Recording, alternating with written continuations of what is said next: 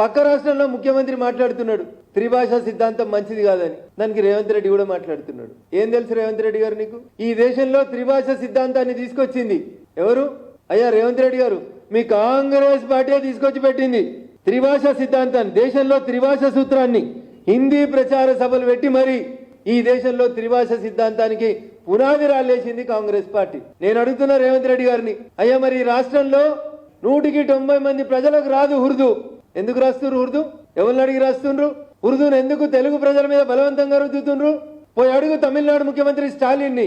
హిందీ వద్దంటున్నావు కదా, మరి మీ స్కూళ్ళల్లో రెండో భాషగా తెలుగు, కన్నడనో, మలయాళమో పెట్టు అని అడిగే దమ్ముందా ఈ రేవంత్ రెడ్డికి?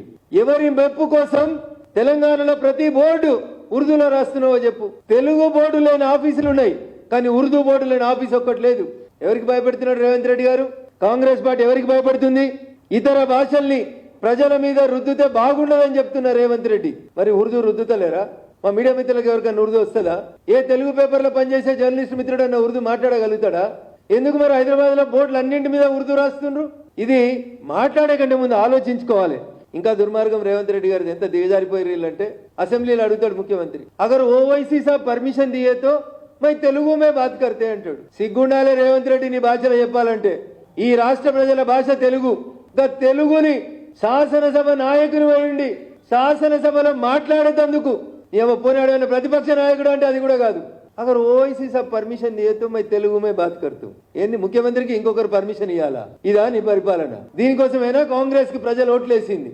ఈయన త్రిభాషా సిద్ధాంతాన్ని వ్యతిరేకిస్తాం. ఎన్ని భాషలు కావాలి రేవంత్ రెడ్డి గారు నీకు? ఏ భాష సిద్ధాంతాన్ని కట్టుబడింది కాంగ్రెస్ పార్టీ? మీ కాంగ్రెస్ పార్టీ ఢిల్లీలో పార్లమెంట్ లో ఏం భాష మాట్లాడుతుంది? హిందీ వద్దని చెప్తారా? చెప్పమని చెప్పు. ఢిల్లీలో పార్లమెంట్ లో రాహుల్ గాంధీ గారిని లేచి హిందీ దేశమే నై చలేగా చెప్పమని రాహుల్ గాంధీని. రేవంత్ అన్న పక్కనున్న వాళ్ళు ఎవరైనా అడిగి ట్రాన్స్లేట్ చేసుకొని జర చెప్పంపు మీ రాహుల్ గాంధీ గారికి. ఇట్లా మాట్లాడేటోళ్ళు వీళ్ళకి దేశం కోసం అట ఈ పార్టీ దేశం కోసం పుట్టిందని మాట్లాడు.